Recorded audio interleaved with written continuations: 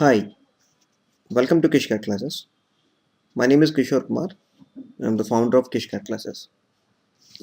Through this video, I'm going to discuss various concepts of a particular chapter as well as questions related to that particular chapter. And the chapter is quite familiar to all the people across the globe. Those who've been to schooling, or completed their schooling, or those who never attended any school, they're very well aware of the topic, that is percentages. In fact, majority of the people who never attended the formal education, they know how to use percentages. That's quite surprising. And also, the majority of the students who attended high schools, who finished their schooling, I found that majority of them use formulas to solve percentages. Strictly, I'm against using any formula. You should know how to apply common sense. Second, you should be familiar with how to apply any concept. So the application of the common sense and application of the concept are the two most important things. And I also observed that majority of the CAT coaching materials, they treat percentages as a different chapter, profit and loss as a different chapter, interest and installments as a different chapter. It means that they give three different chapters. In fact, they share a common base. I treat them as a single chapter. It means for me there is only one single thing, that is percentages. Let's see whether percentage is really an important one, because we are not supposed to go through each and every minor concept. Of course, in fact, we should be very much aware of every single concept related to CAT. But however, it's really useless to start the preparation for a chapter where the weightage is just 1% or 2%. Again, I'm stressing here 1% is the most important one again. But however, you should be very much aware of the weightage given to a particular chapter. Let me take percentages. The percentages or the concepts related to percentages can appear in two different sections.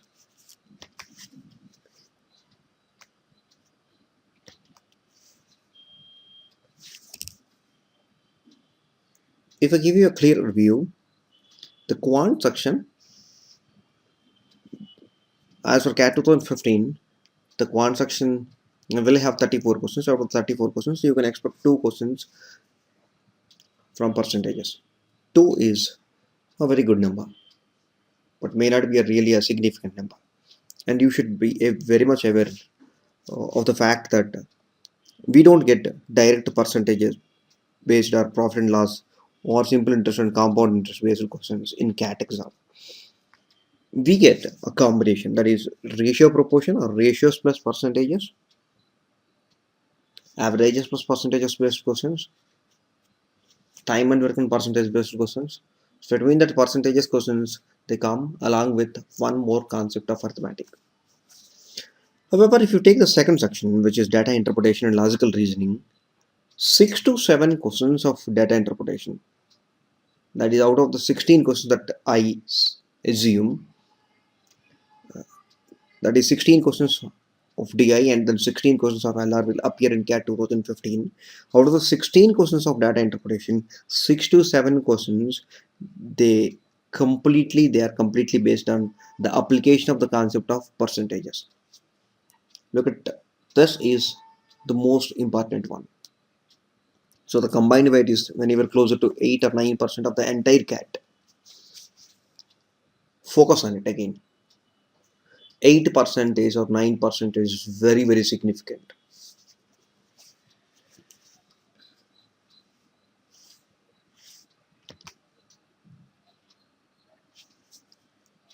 I'm going to present you 4 different videos on the concept called percentages.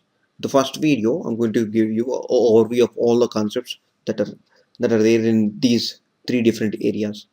and also I'm going to cover each and every concept that is asked in common admission test over the last 25 years, and I'm going to solve some questions. In fact, I'm going to solve 12 questions by using application of common sense. That means that we are not going to use the deeper part of any concept. In the remaining three videos, I'm going to discuss a set of 15 to 20 questions about each and every important concept. So let me give you an overview of what is going to be there in common admission and what is there in percentages. The most important thing that you must be very well aware of any concept in percentages is you should be familiar with the conversions. The conversion of a fraction into percentages, or a percentage into a fraction, or a number into percentage, or a decimal number into percentage. This is the most useful tool. The next one is obviously the most important concept of arithmetic, that is product constancy, and you should be very much aware of the different terminologies that we use in percentages. One is by, and the second one is to, that is like the discount percentage, or the price of the product is reduced by X percentage or reduced to X percentage. So you should know the distinction between these two keywords. And also I'm going to give you a brief introduction about successive discounts, market price, selling price, cost price, discount, profit, loss, and also an unfamiliar less we have used it very limited number of times, that is equal installments. First, let me teach you conversions. Let's say if you have a fraction like p by q, and if you are planning to convert this one into a value, now you must be very much familiar with the topic. However, let me give you, this one must be equal to 100%. No matter whether this is any value, the numerator must be equal to 100%. If we take, let's take a fraction, that is 3 by 4, and we need to convert this fraction into a percentage. Now value is quite simple. So if you're planning to convert this one into a percentage, the first thing is like this must be equal to 100%. If 4 is 100%, how much is 3? If 4 is 100%, how much is 3? Obviously that is 75%. Or if we want to convert a percentage into a fraction, let's take a percentage, that is 40%, and you want to convert this one into a fraction, p by q. Now what is this 40%? 40% is p. That's quite simple, and we all know that q is 100%. So that is 40 by 100, that is 2 by 5. That's quite simple actually. So practice, take a fraction and then convert them into percentage. Take several fractions and convert them into percentages, and take several percentages and convert them into fractions. I'm going to present you one table that will give you an idea about which one is important and which one is not so important.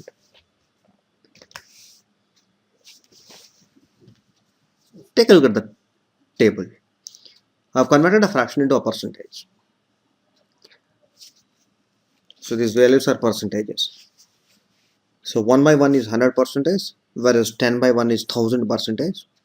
Now, whenever you are trying to convert a fraction into percentage, do pay a lot of attention. Whenever the numerator is equal to either 3, 6, 7, 8, 9, 11, 12 and 15, these are extremely useful. If the numerator is a multiple of 3 or 6 or 7 or 8 or 9 or 11 or 12 or 15, they do pay a lot of attention. Majority of the competitive examination questions or completely depend on the values which are like 3, 6, 7, 8, etc. Do pay a lot of attention.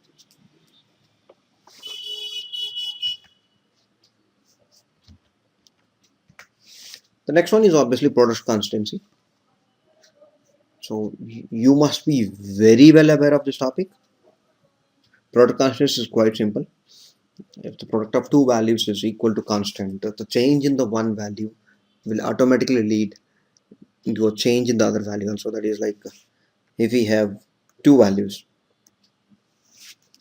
So if this is a into b is constant, if you change value a, that is like if you increase value a, then the value b will automatically reduce because the product is must be equal to again the same constant. If the value of a is decreased, then the value of b must be more, and because the product is equal to a particular number or constant.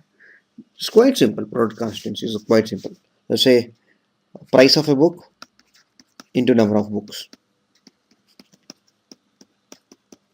That is total investment.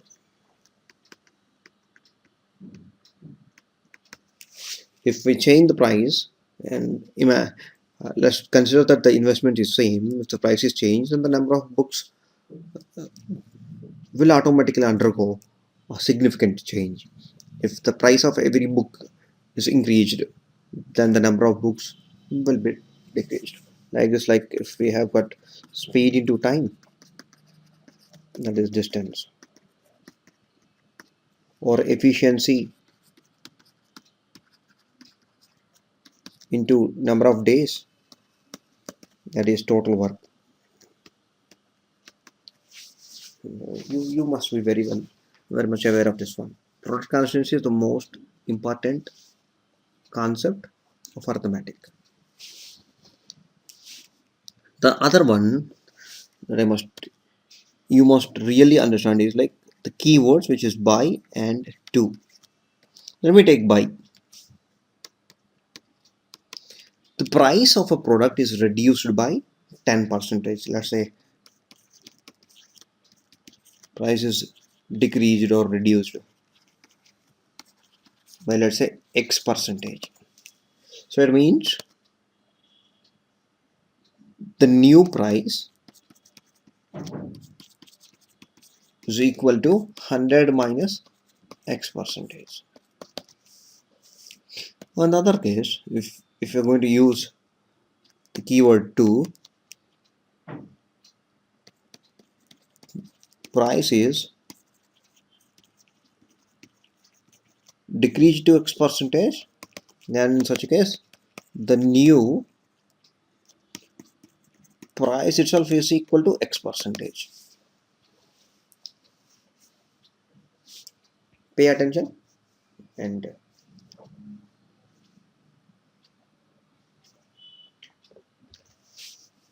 so when we come across successive discount questions, I'm going to discuss all the concepts on how to apply them, and market price, selling price, cost price, discount, profit, loss. These are quite simple things. Equal installments is the one which I'm going to discuss in the fourth video. In the video I'm going to discuss how to use common sense to solve the questions also.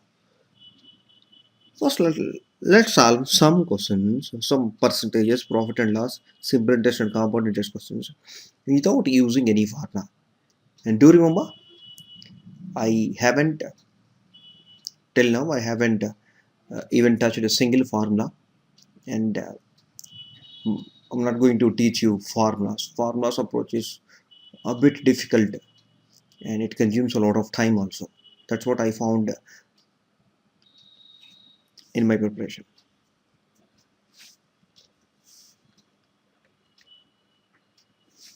So let's solve a set of questions. In fact, I'm going to teach you exactly 12 questions.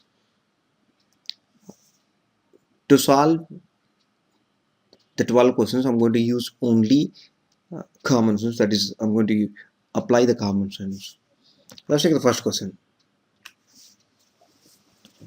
So we have a report and it consists of several pages, several sheets, and each sheet has got several lines, and each line has got several characters. And the same report, do pay attention to these keywords, a report and this report. This retyped into again into several sheets, several lines, several characters and all. At the end it asks that the percentage reduction in the number of sheets is closest to, pay attention, it is closest to. So we have a report.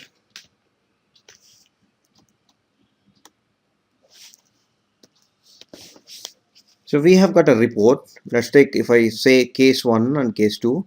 In case 1 we have got pages, we have got number of lines per page, and we have got characters per page. In case 1 the number of pages are 20, the number of lines are 55, the number of characters are 65. Whereas in case number 2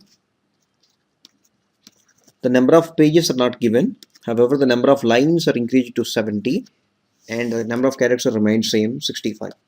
Well, you can neglect number of characters because the number of characters in both the cases are same, so you can stay away from number of characters.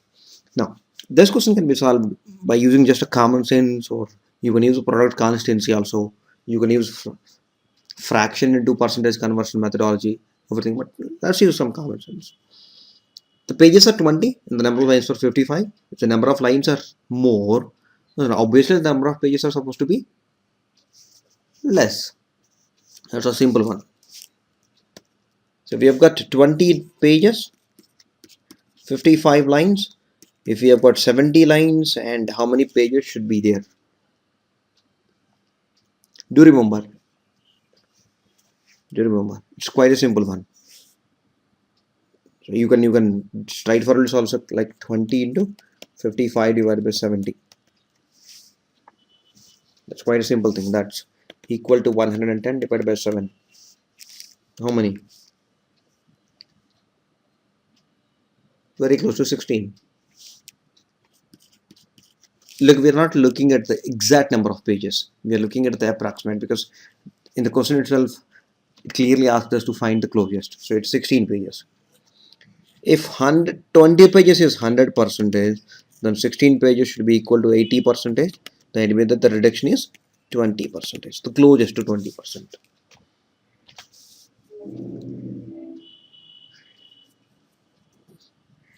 Even if you consider the number of characters per page also, it will never change.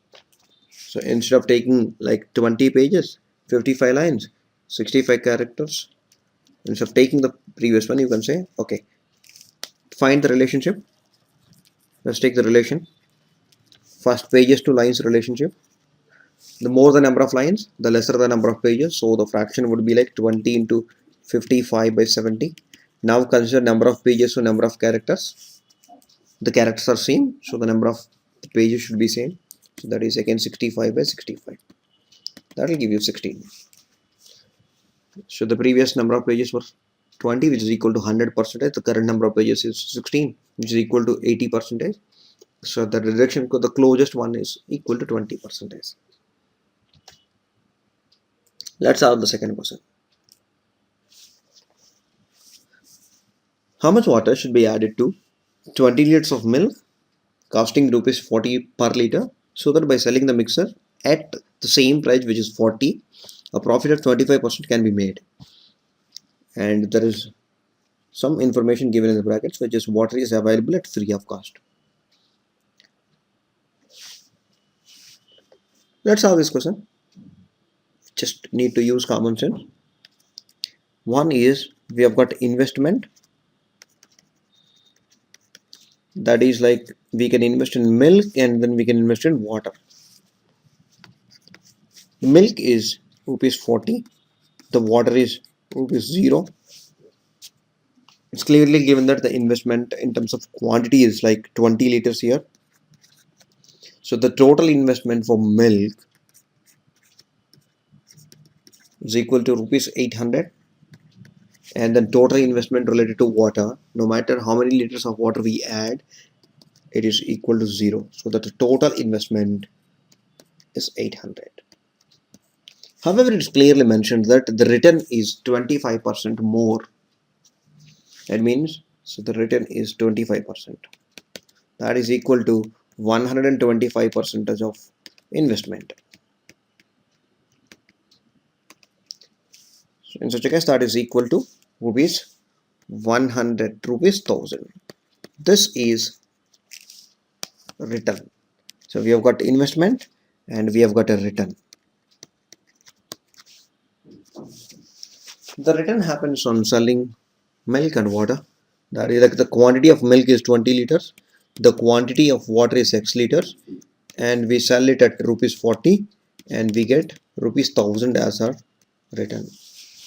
That's quite simple. The price of each liter into number of liters will give us the return. That's 1000. In such a case, this X is equal to 5 liters.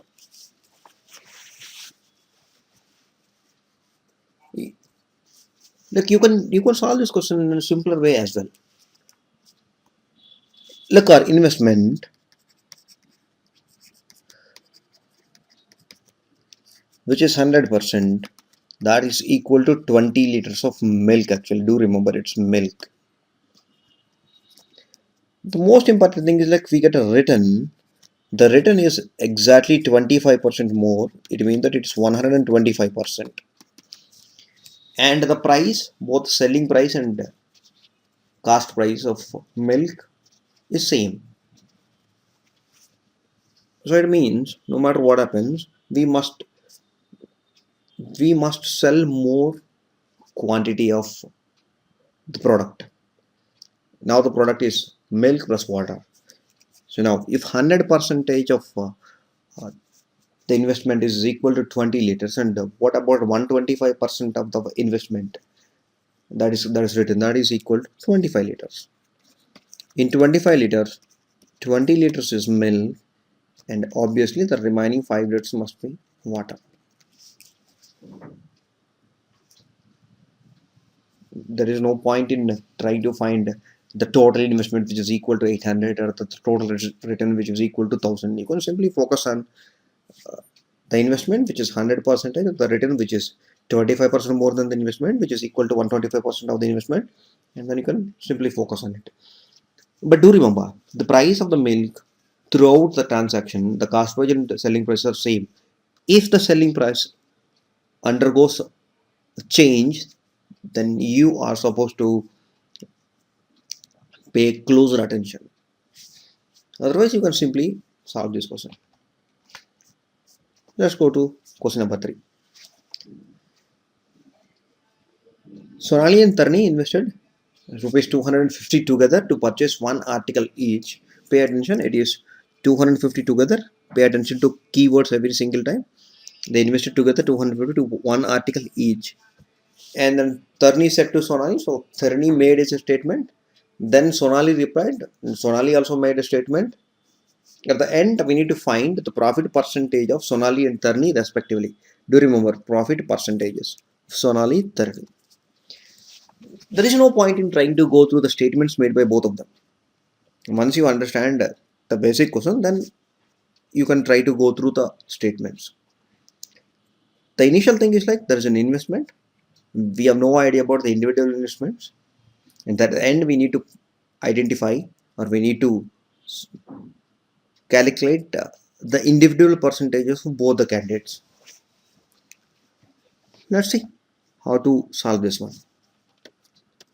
We have got Sonali, we have got Taruni, and then you can say the cost price, and then you can focus on selling price. Now you can draw a table again.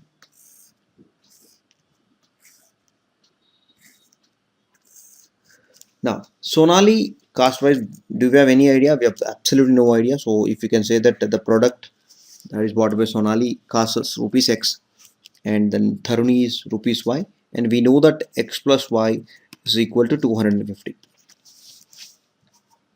Now next, read the statement made by Taruni. Taruni said to Sonali, I sold my article at double the price at which you purchased yours. So Taruni sold his article at the double the price at which Sonali purchased. Sonali purchased at X. It means that she must have sold it at 2X. Then Sonali replied, I sold my article at the price at which you have purchased yours. Very nice. She purchased the article at Y, so then her selling price is Y. And my profit is same as your profit. So the both of them made the same profit. If they made a profit, then absolutely selling price must be greater than cost price. Here in case, the profit of Sonali is Y minus X. The profit of Taruni is 2X minus Y, and they are equal. So in such a case, it's quite simple. It's Y minus X is equal to 2X minus Y. That is 2Y is equal to 3X. Y by X is equal to 3 by 2. We know what is Y, we know what is X. Y and X are the investments made by Tharuni and Sonali respectively. And we know the total value, total investment also. So X plus Y equal to 250, and we know that Y contribution is 3 parts. That is Tharuni contribution is 3 parts, and then Sonali contribution is 2 parts. So the 5 parts. So 250, 5 parts, then Y must be, that is 150, and then the other one is 100. So Sonali investment, it's Tharuni investment is Y, and this is Sonali. These are the investments, and it's quite simple. So that is 150, and in such a case it is also 150. This is 100. In such a case it's equal to 200. From the step onward, it's quite simple. The Sonali cost price, which is 100, is equal to 100%. Then what about Sonali selling price, which is 150? Then in terms of percentage, that is equal to 150%. It means that it is 50% profit. This is we're talking about Sonali. If we talk about Tharuni investment, that is 150, which is equal to 100% of her investment or the candidate's investment, and then her selling price is 200, which is 133.33%. So that is she made 33.33% profit. You just need to calculate the cost price and selling prices of both the candidates. That's quite simple. What I've done is quite simple. I try to find the cost price and selling price of Sonali as well as Tharuni. Since the cost price and selling price are not given for any candidates individually, you just need to find. The one clue is together they invested rupees 250. That itself is a quite simple thing. So that is 50% and 33.33, 33 1 by 3%. Let's solve the next question, fourth question. In a certain district, 1 in 3 is a graduate and 1 in 4 of these graduates is, just go ahead, do not try to read. The graduates who are neither engineers nor doctors, lawyers form what percent of the total population? This should be fairly a simple question.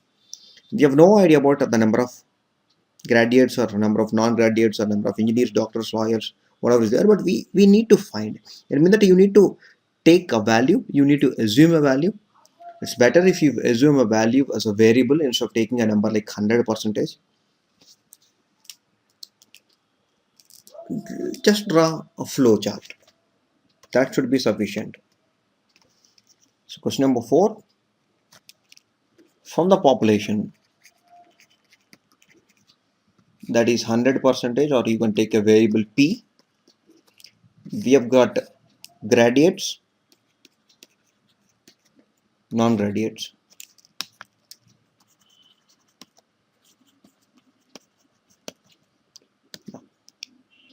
One in every 3. In a certain district, 1 in 3 is a graduate. So it means that if the graduates are 3, if the number of people are 3, then 1 is a graduate and 2 are non-graduates. In such a case, the number of persons must be a multiple of 3. As you can say, 3. And 1 in 4 of these graduates is either an engineer or a doctor or a lawyer. So again, the graduates, we need to divide them. That is like, we have a doctor, we have a lawyer, or we have got an engineer. That's quite simple. 1 in every 4. It means that if the graduates are 4 people, then 1 in every 3. If the graduates are 4, then the non-graduates must be equal to 8. And it means the total persons must be equal to 12. If we consider that the number of persons in a particular place is 12, out of the 12, 4 of them are graduates, 8 of them are non-graduates. Among the graduates, 1 person, that is 1 out of the 4 persons, they have studied different streams. Now, let's see the question. The graduates who are neither engineers, nor doctors, nor lawyers form what percent of the total population? So, we are considering total population. There are 2 values that we are trying to consider. One is total population, the second one is neither engineers, nor doctors, nor lawyers. So, other than these 3. So, it means that this value. So, comparing this value with population in terms of percentage. If population 12, if that is equal to 100 percentage, what about 3, which is a graduate but not neither a doctor nor a lawyer nor an engineer? That's how much percentage. That's quite simple. If 12 is equal to 100 percentage, then 3 must be equal to 25 percentage. Just draw the flow chart. That should be sufficient. That's all. Next question. The question seems to be a bit lengthier, but focus on the keywords. 3 persons purchase 1 article each at the same price. So look at this. 1 article each at same price and sold at different prices. Very good. So do not try to focus on any other thing. Just try to understand what is given in the first statement. 3 persons purchased 3 different articles, but they purchased at the same price. So it means each article cost price is same and they sold at different prices. Now the selling price of A article is, some statement is given.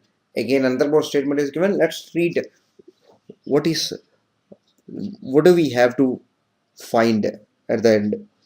Let's read the last statement. By what percentage the selling price of B is more than that of C? We need to identify a relationship between the selling price of B and the selling price of C. Well, it should be quite simpler.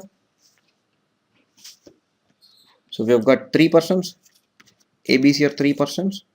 We have got a cost price and we have got selling price. Do you remember? You can draw a table.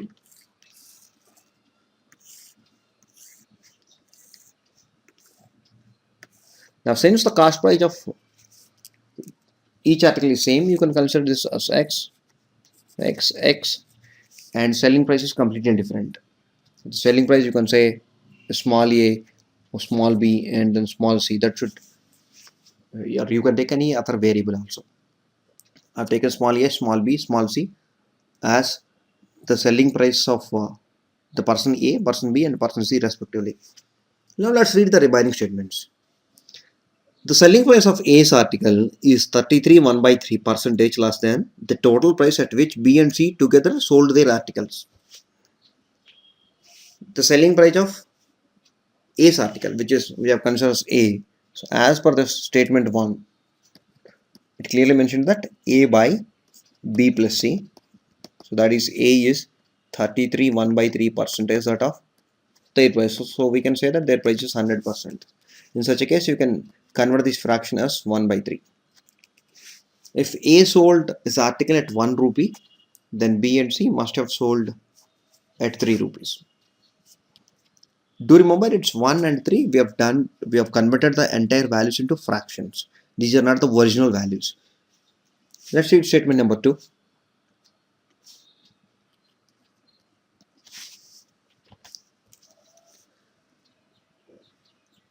B sold his article at a price which is 40% less than the total price at which A and C together sold their articles. Since we have no idea about the sum of the values, You can say in terms of variables like small a and small c. Now it's b by small a plus small c. Since we know that the value is equal to 100 percentage, then b value we need to find, that is clearly given, it as 40 percentage. So the fraction value is 2 by 5. It's clearly given. One is a, the selling price of a article with the relations of b plus c, and selling price of b article with the relationship of a and c, and we need to find the relation between b and c. It's quite simple. Now as for statement number 1, we know that the selling price of a plus b plus c, we have divided them into 4 parts. One part is a and then 3 parts are b and c. As for statement number 2, b is 2 and then a plus c is 5 parts. But if you pay closer attention, statement number 1, statement number 2, we have considered the total price as the same constant value.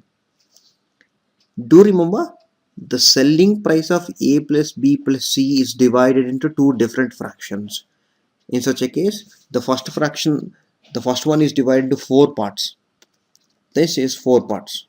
However, the total price is equal to here the 7 parts.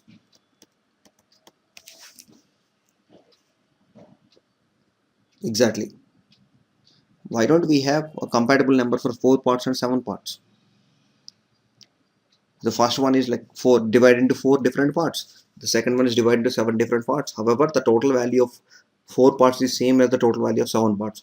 It's better if we have uh, a number which is compatible both for 4 and 7. A number which is compatible for both 4 and 7 is the LCM of 4 and 7, which is 28. So if we have exactly 28 parts, if the total selling price is divided into 28 parts, then a by b plus c must be equal to 7 by 21. It means that a equal to 7 and b plus c combined is equal to 21. If the same 28 parts is again divided into different fractions, that is b by a plus c. Here in such a case, b is going to be equal to 8 and then other two 20. Now we know that a is 7, b is 8. However, a plus b plus c is equal to 28. So this is a plus b plus c, that is 28. A we know that it's 7, b we know that it's 8, then c must be the remaining one. So quite simple one. How much is c? 13.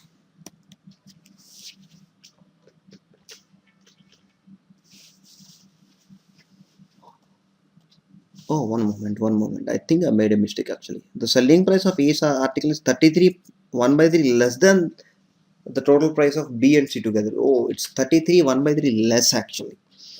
Okay, I have written as 33, 1 by 3. So this is what we need to pay attention. So this means this is equal to 66, 2 by 3. I made a mistake just a mistake. That is like I've considered the A selling price itself is equal to 33 1 by 3, but it's clearly mentioned that is 33 1 by 3 less than what B and C they've done. So in such a case, this fraction value is equal to 2 by 3, that is 5 parts. Here again the same one. Let me go through it again. B sold his article at a price which is 40% less than the total price. At 40% less, it means that it's again 60% of what the other two have done. So this fraction is again equal to 3 by 5. So it is 8 parts.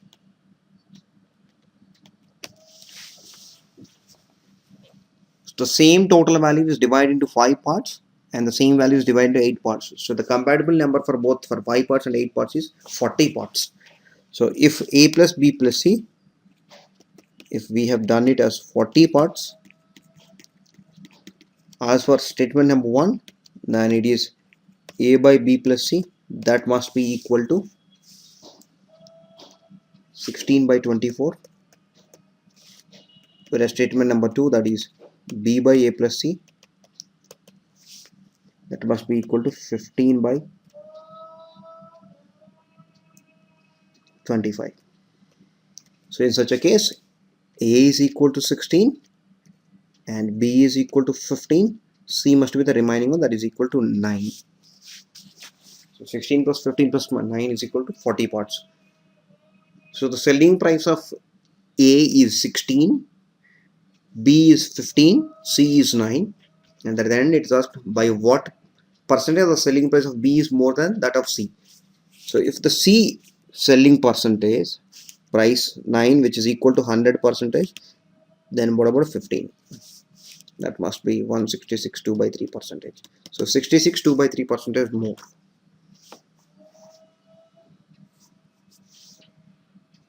Let's solve the next question. In Softec office, 30% of the employees are females and 30% of them earn greater the amount. It's completely different. A simple one. Do not try to read the remaining statements. The entire question is just based on flowchart. Just try to draw a flowchart instead of trying to read the remaining statements. Start drawing the flowchart. Question number 6. We've got an office. So all the employees, all the persons of a company, all the employees of a company called Softec.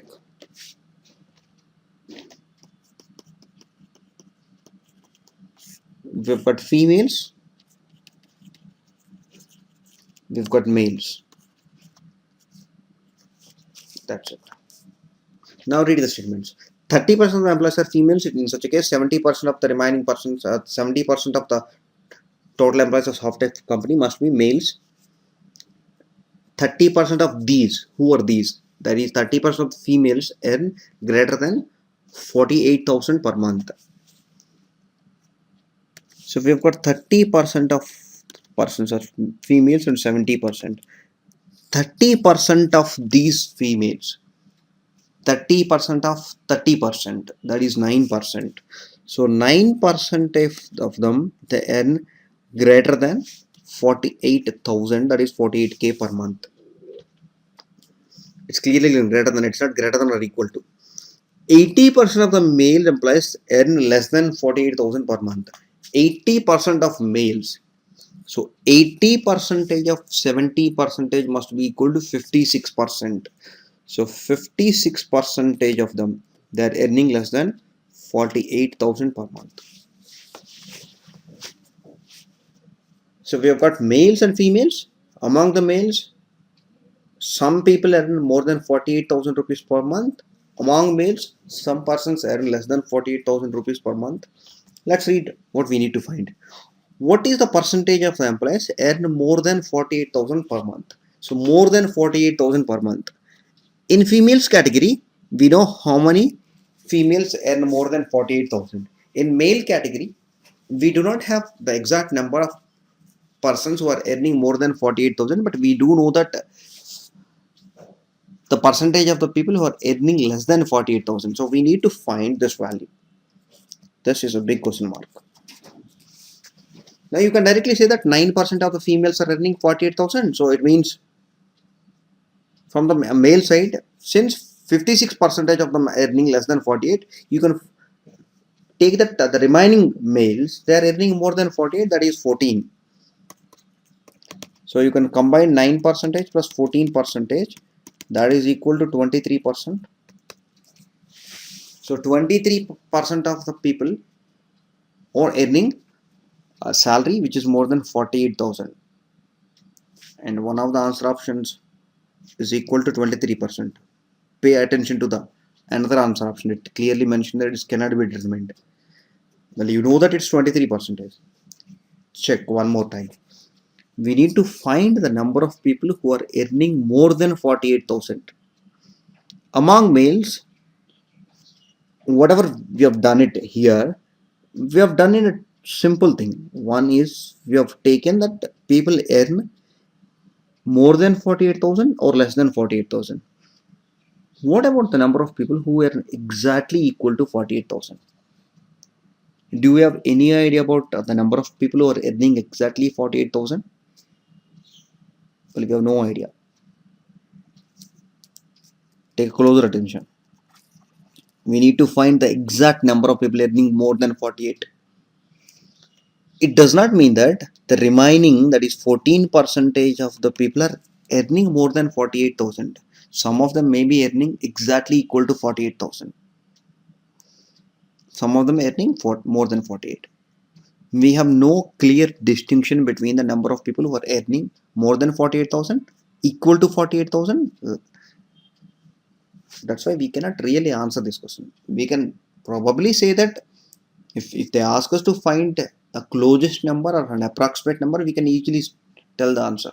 If they ask us to find the exact number, that is not possible. So that's why the answer cannot be 23. Answers cannot be determined. Let's solve. Next question. Question number 7. The average earning of each member of Akash family is 20% less than the average earning of each member of Shahid family. That's statement 1. And in the same statement, they've given a different one, that is, and the total earning of Akash family is 20% more than that of the Shahid family. Don't confuse here. Don't get confusion. Do not carry away with the words actually. Simple focus. We have got Akash family, we have got Shahid family. We know the average earning of each member of Akash family and Shahid family, and also the total earning. So it is 3 things. 1, the number of person, each person's individual salary or the average salary, and the total. And what we are supposed to find? The number of persons of Shahid family is what percentage of the number of persons of Akash family. So we are supposed to find the number of persons. Let's see.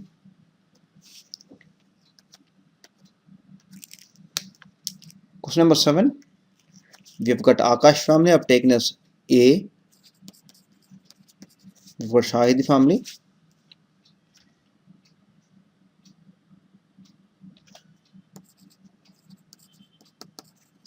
Now, we need to find the first one, average salary. And in fact, number of persons of each family. And then total income or total earning.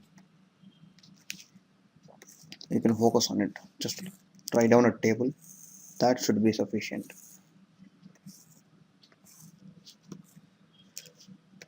Now, let's focus on each and every statement. The average earning of each member of Akash family is 20% less than the average earning of each member of Shahid family. If Shahid family is, each member is earning 100 rupees or 100, let's say 100 percentage, then the average earning of Akash must be 20% less. It means it is 80 percentage. You can write in terms of a fraction also. Instead of writing a percentage value, fraction will give you a clearer one. So it means that if each member is earning 4, then Shahid, each member is earning 5. And we have no idea about the number of persons, how many persons are there in Akash, how many persons are earning. And we do not have any idea about the number of persons, number of working persons of Shahid family. However, you can say it's small a or x. Small a is the number of persons of Akash family. Small s is the number of persons of Shahid family. However, it's clearly mentioned that the total income of Akash family is 20% more than that of Shahid family. If Shahid family is earning 100% of the amount total, then Akash family must be earning 120%. You can convert them into fraction also. That you can directly say it's 6/5. Now, if each person of Akash family is earning, let's say, 4 rupees or 4 units or 4 lakh rupees, and then each person 4 lakh rupees into the number of persons, it will give us the total income. The Shahid family, each person if is earning 5 lakh rupees per month or whatever is that particular duration, and the number of persons are S, then its total earning is equal to the total income. It is 4 into A, 5 into S must be equal to 6 by 5.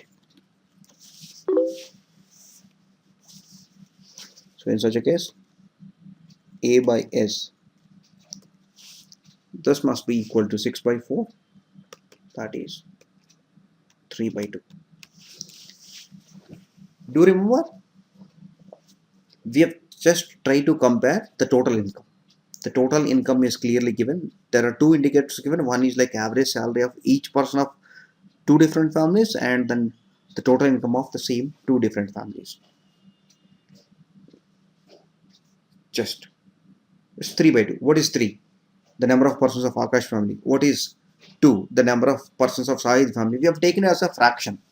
It's 3 by 2. It could be 30 persons, 20 persons. It could be 300 persons, 200 persons. It could be quite simply 6 persons and 4 persons. So you can convert them into a small, simple fraction. It's 3 is the number of persons of Akash family and 2 here. Let's see the question. The number of persons of Shahid family is what percentage of the number of persons of Akash family? If Akash family is 3 persons, if that is equal to 100 percentage, then we need to find the number of persons of Shahid family, which is 2 in terms of percentage. If 3 is equal to 100 percentage, then 2 must be equal to 66, 2 by 3 percentage.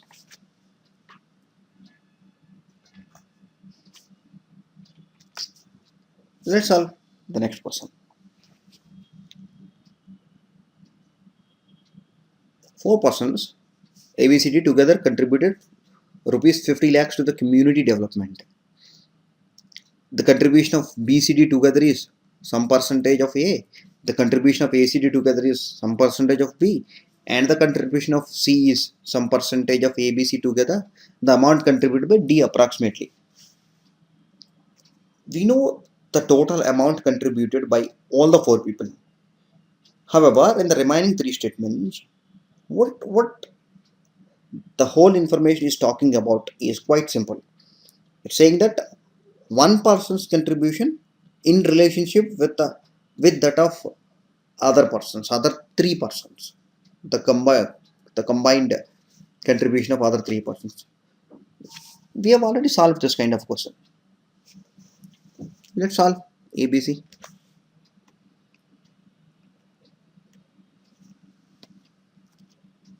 Question number 8.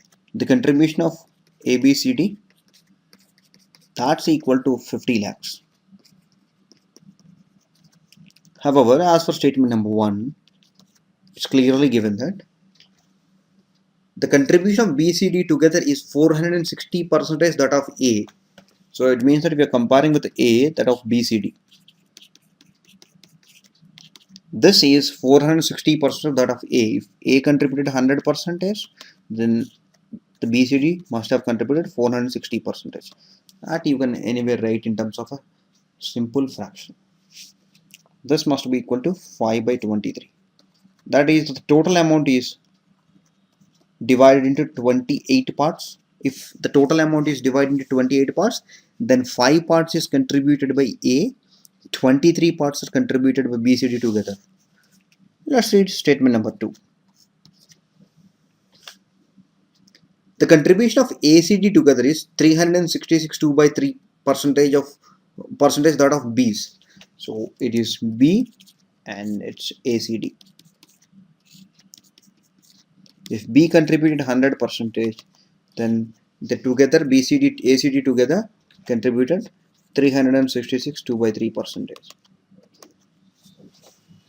That's how much? 3 by 11 part. The total one is like 14 parts now. The same 50 lakh rupees is divided into, if it is divided into 14 parts, then 3 parts are contributed by B and then 11 parts are contributed by ACD. And we have got a final statement. And the contribution of C is 40% that of ABCD together. So we have got C in relationship with ABD. 40% that of ABD. So if this is 40%, then ABD must have contributed 100%, that is 2 by 5. Now we have got 7 parts. The same 50 lakh rupees is divided into 28 parts. The same amount is divided into 14 parts. The same amount is divided into 7 parts. Instead of taking different parts, take a value which is compatible for 28, 14 and 7. In fact, that is the LCM of 28, 14 and 7, that is 28 parts. Exactly. So in such a case, the total is 50 lakhs, that is 28 parts. That is contributed by A, B, C, D.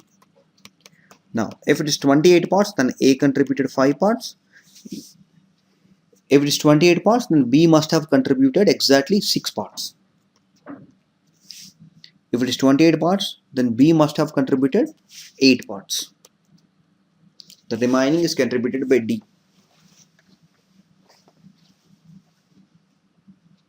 So the remaining amount must be exactly 9 parts. 5 plus 6 plus 8 plus 9. Let's read the question. The amount contributed by D approximately is, so we need to find the D contribution. If 28 parts is equal to 50 lakh rupees, since the D's contribution is equal to 9 parts, 9 is how much? 9 out of 28. So that is 9 by 28 into 50. That's quite simple. Now, the same amount can be given in many fractions. The same amount can be divided into different fractions. However, do remember, the sum of the values of the fractions must be equal. Let's solve question number 9. The price of 1 gallon of petrol in country X is rupees 500 and in country Y it is rupees 1000. So we are talking about 1 gallon. We have got country X which is 500. We have got country Y which is 1000 rupees. If the price of a petrol in country X increases by 10% every year and the price of country Y remains constant, then find the least number of years in which the price of the petrol in the country X will be more than or equal to that of country Y. Look, it's clearly mentioned the least number of years. So we need to find in how many minimum number of years the price of the petrol of country X is either equal to the price of petrol of country Y or more.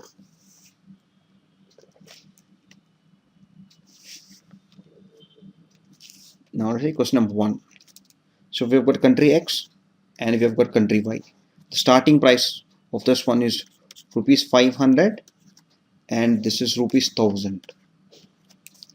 Every year it grows at a higher, that is 10%, and however it is remained same, it's equal to 0%. It never changed.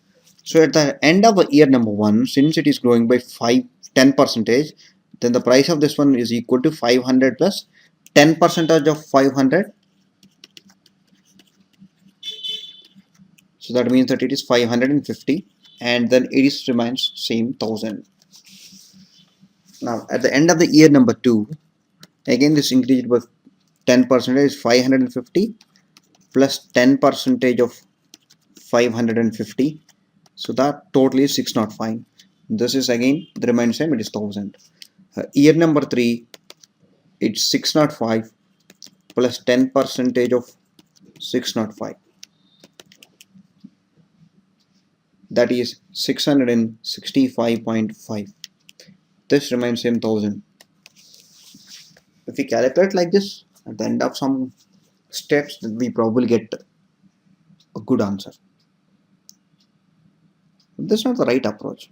It consumes a lot of time. It consumes the precious time that is sufficient to pull our percentile by a significant pointer, pull down by a significant pointer. What can we do?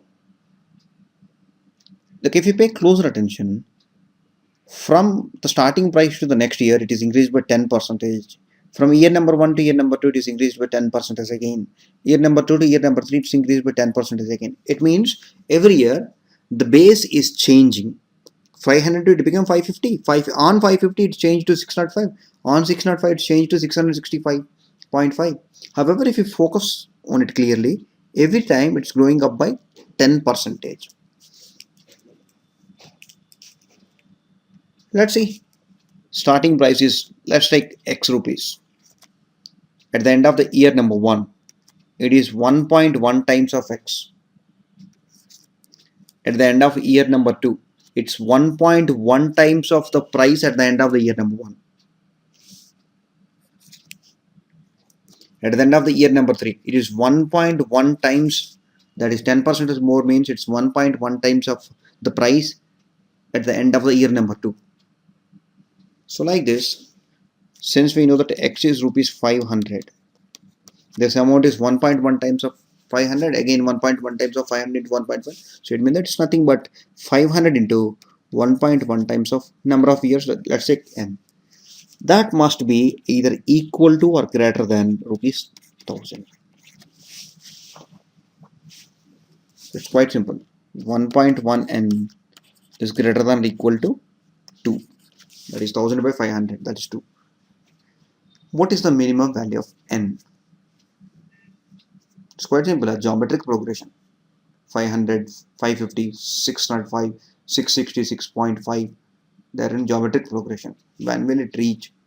What term of the geometric progression is equal to either 1000 or slightly more than 1000?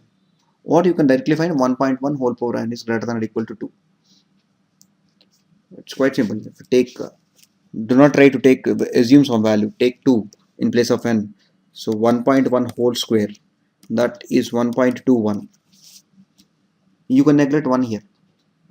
You can absolutely neglect 1 here. And instead of it, you can take 1.2. Now 1.2 whole square, that is 1.44. Look, we have already finished 4 years. So this is the price at the end of year number 4.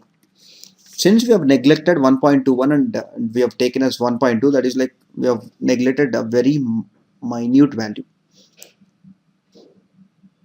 Very minute value. It's not going to significantly modify our result.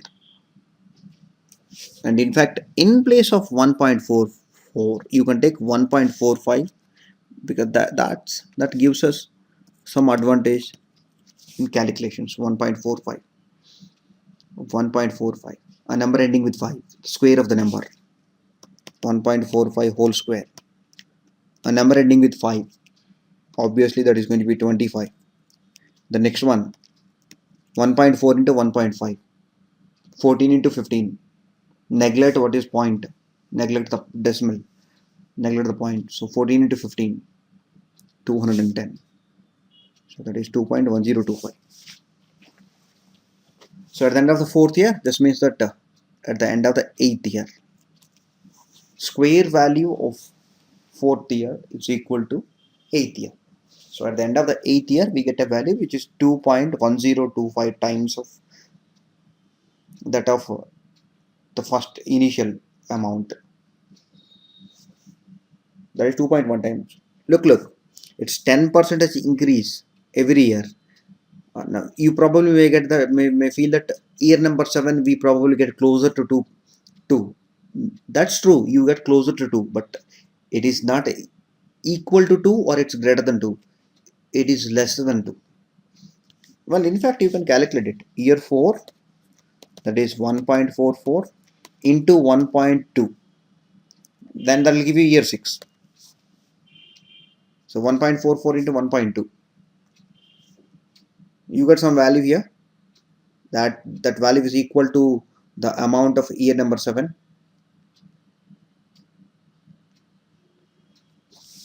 That's almost equal to 1.73. Into 1.1 times will give you year number 7. Look, that is not equal to 2. So that's why instead of calculating year number 7, you can directly calculate year number 8.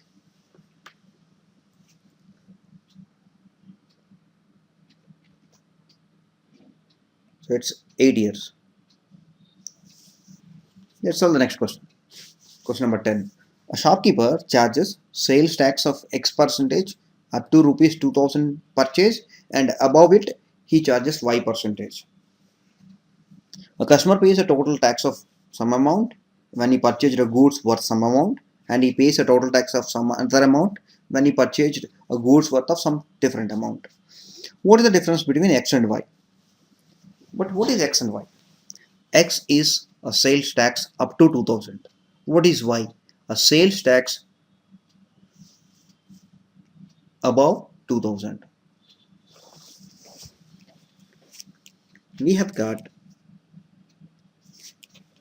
a tax rate which is X percentage for an amount less than or equal to 2000. We have got Y percentage for an amount that is greater than 2000. Or you can directly say from 2001 onwards, 2000 plus we need to charge Y percentage. So let's take our purchase is 3000. So from rupee 1 to 2000 you need to charge at X percentage. From rupee 2001 to 3000, that is for this 1000 rupees, we need to charge at Y percentage. So as per this one, we have got two cases. In one case, the amount paid, the tax paid is different, and in another case, the tax paid is different. In case number 1, the total purchase worth is 6000. So for 6000 rupees, the tax is rupees 320. And in case number 2, for 12,000 purchase, we paid a tax that is rupees 680. Now you can solve this one by writing some equations. That is, you can say case number 1, that is X percentage of first amount which is 2000, and then Y percentage of the remaining amount which is 4000, that's equal to rupees 320. In case number 2, the total purchase is different, so X percentage of 2000 rupees plus Y percentage of 10,000 rupees, that is equal to rupees 680. Once you have solved the equations, then you can easily identify what is X and what is Y. That's quite simpler. Should you really do all these things? Writing the equations, trying to solve them, trying to identify what is X and what is Y. I mean, you should not. In fact, you need not. I cannot say that you should not. You need not do all these things. Let me see. The first purchase is 6000. In such a case, for first 2000 rupees, I must pay X percentage interest. I'm dividing them into a cluster of 2000. Another 2000 and another 2000. I must be paying at Y percentage here and then Y percentage again here. Now what happens to the next one? For purchase of 12,000 exactly. For a purchase of 12,000 rupees, look, I need to pay X percentage for first 2000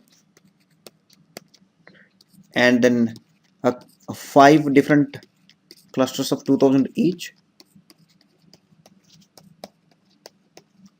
So what I need to pay? Y percentage here, then Y percentage here, again Y percentage, again Y percentage, and then Y percentage here. Now if you pay closer attention, this amount is equal to rupees 320 and this amount is equal to rupees 680.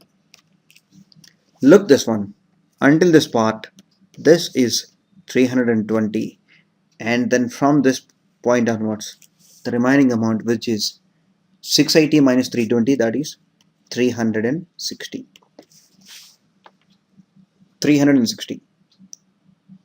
If I purchase up to 6000, then I need to pay a tax, that's 320. If I purchase 12,000 rupees, then I need to pay 680. So then you can say that 360 is the excess amount candidate has paid at Y percentage interest rate.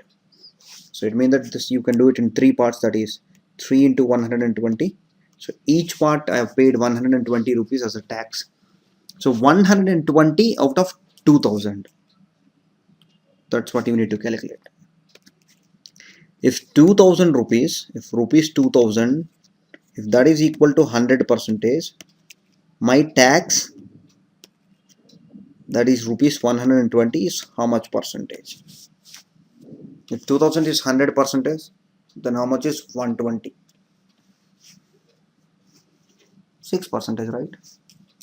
That's 6%. So it means I need to pay exactly 6 percentage, that is equal to y. Now here you can say this is exactly 6 percentage, that is 120 here. Again 6 percentage, that is 120 here. However, the total is 320. So x percentage of 2000 plus 120 plus 120 must be equal to 320. That means x percentage of 2000 must be equal to 80. So in such a case, x must be equal to 4 percentage. Instead of trying to solve the equation, you can absolutely go through this method also. In both the cases, you get the right answer because the first one is also quite simpler. But I suggest you to try to analyze the question. This analysis might not be useful for this question, but this analysis will be definitely useful when you come across higher level of difficulty questions. Yeah. So what I've done is for first 6,000 rupees and then for the remaining 6,000 rupees, I've calculated separately and then I try to find what could be y.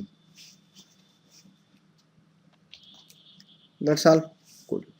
11. So we have got one more question left. That is question number 12. Every day, a fruit vendor sells half the mangoes available at the start of the day and keeps the remaining mangoes in the store. 10% of the mangoes stored decays overnight. An unfortunate incident for a vendor. If 1983 mangoes are decayed over 3 nights, then how many fruits are there initially?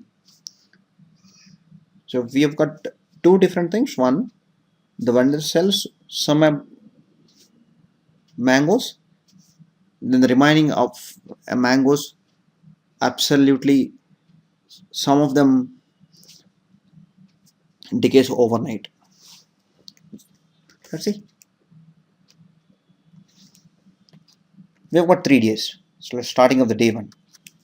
So we see initial amount, initial number of mangoes. Then we have got sold, and then we have got stored, and then we need to find the decay. Initially we have got you can say take x, or you can take y, or you can take some variable, or you can consider 100 percentage. So day 1, if we got 100 percentage, then only 50% of them sold, and the remaining 50% of them are stored. Out of the 50 percentage stored, 10 percentage of them decays. 10 percentage of stored, that's equal to 5 percentage. So it means 50% are sold, 5% are decayed, the remaining is exactly equal to 45 percentage. That is at the starting of the day 2, we have got only 45 percent, that is equal to 45%. That's like number of mango sold is exactly half of the available at the starting of the day, that is 22.5 percentage. The remaining are sent to storage, again 10% of it, that is like 2.25, that's decayed. So initially we have got 45, 22.5 is sold out, 2.25 is decayed. That means 24.75 percentage is completed. The remaining is available at the starting, that is 20.75.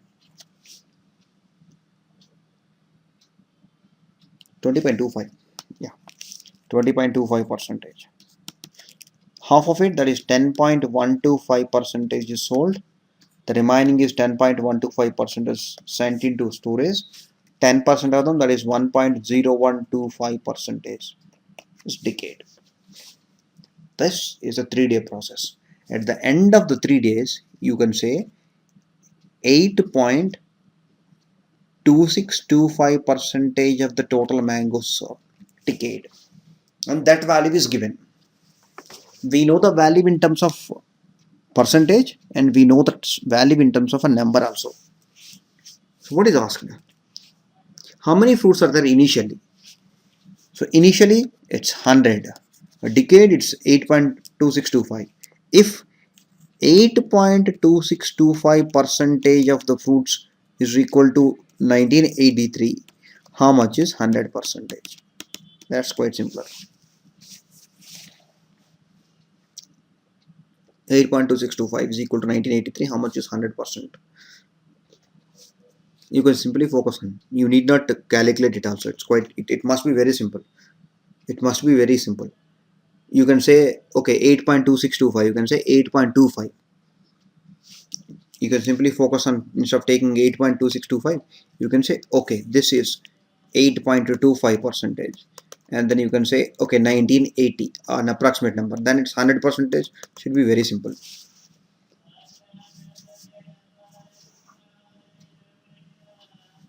That's almost like 12 times.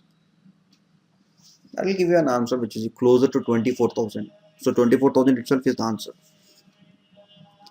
What we need to do is like try to write all of them. Do not try to write in terms of variables. X. That's also quite simple. X by 2. And then you can say 9x by 20. Then from 9x by 20 you can say half of them are sold out. Then you can focus on writing in terms of variable also. Both are simpler. Let's solve the final question. A cunning fox has stolen fresh grapes contain 90% of water from a farmland. So fresh grapes, it's 90% water. What about the remaining 10%? That is pulp. When the security person chased the fox, it left the grapes in the open air and quickly escaped. The fox returned to the farm after a gap of certain number of days and learned that no one noticed the grapes left on the open air, but they are dried up after being exposed to the sun. The dry grape contains 20% water only. What is the weight of dry grapes obtained if fox has stolen 20 kg of fresh grapes? Do not try to read it again. We have got two types: a grape, fresh grape, and a dry grape. That's it.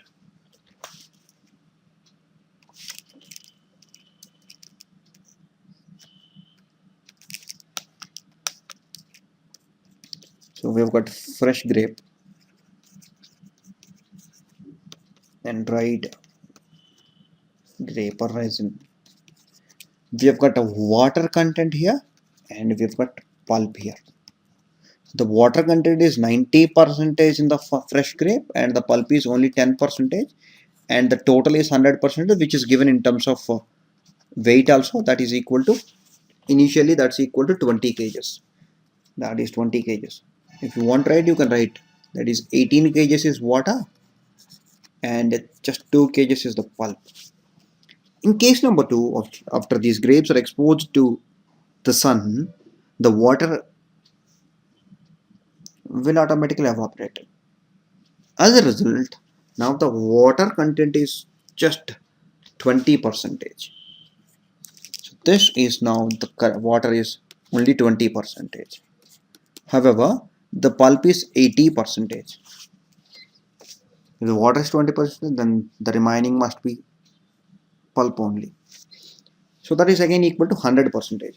But we need to find the total weight of the dried grapes.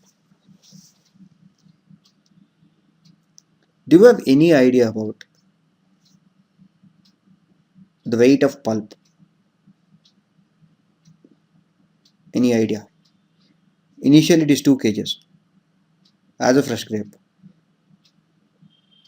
Will that also modify? If we expose that to sun, will the pulp also gets evaporated? I don't think. No, it's not possible. So the pulp remains same.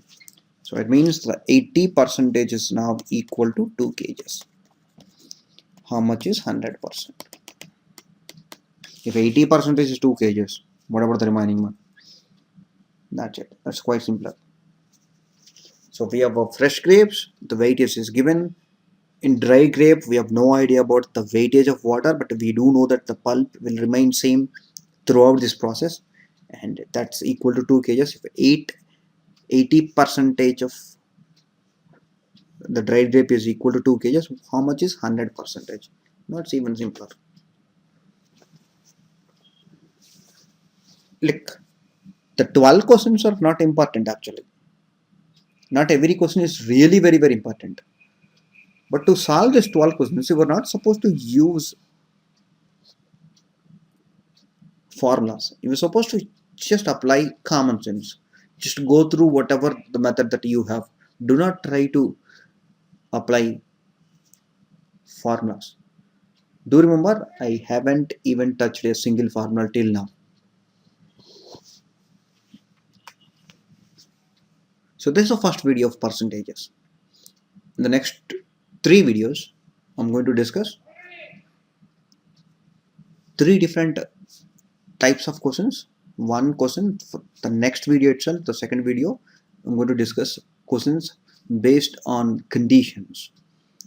If there is a condition, what is the significant change in market price, selling price, cost price, discount, profit, loss kind of one. In the third video, I'm going to discuss if the measurement has a defect or the false weights or dishonest deals. And the final one, I'm going to discuss interest, compound interest, simple interest, installments. Thank you very much.